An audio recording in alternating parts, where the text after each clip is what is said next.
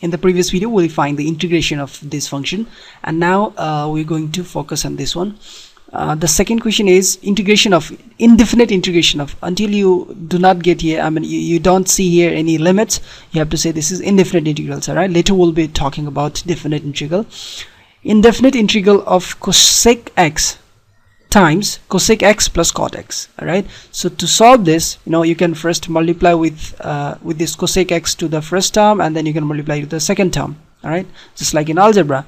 So integration of cosec x, now see cosec x, cosec square x, all right, and plus cosec x cot x, so it will be cosec x times cot x, and both of this is being multiplied by this dx. And now I'm just going to split this. All right, I'm going to make first term and then I'm going to make second term. So it's going to be indefinite integration of cosec square x times dx plus cosec x cot x dx. And now let's go let's rewind to the formulas that we had learned. Cosec square x, indefinite integral of cosec square x, antiderivative of cosec square x. What do you mean by antiderivative? Means opposite of derivative. Means what is the function whose derivative is cosec square x? That we need to find out.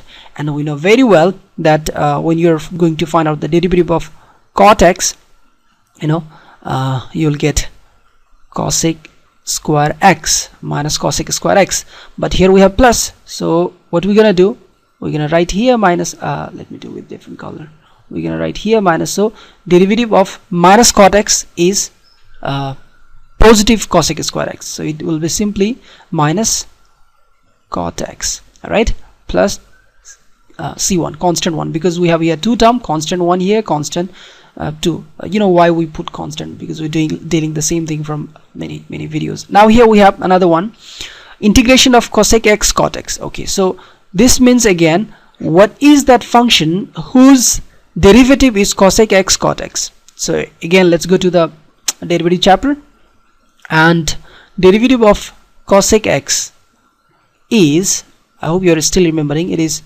cosec x cot x, but with negative sign, right? Here negative sign comes.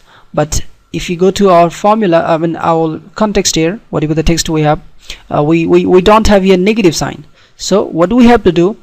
We'll be putting here negative sign, all right, and same here also we need to put negative sign. So negative will multiply this negative, and it will be, now this will be positive, but this will be negative. So derivative of minus cosec x is cosec x cot x.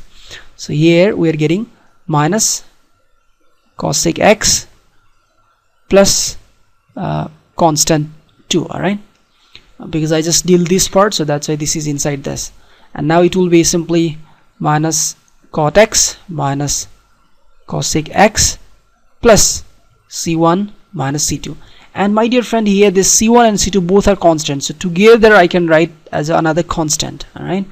These are arbitrary constants, so it does not matter that much, but yes, you have to write cosec x. So that's it. This is the integral of the function given over here. Now in the next video we're going to solve this one.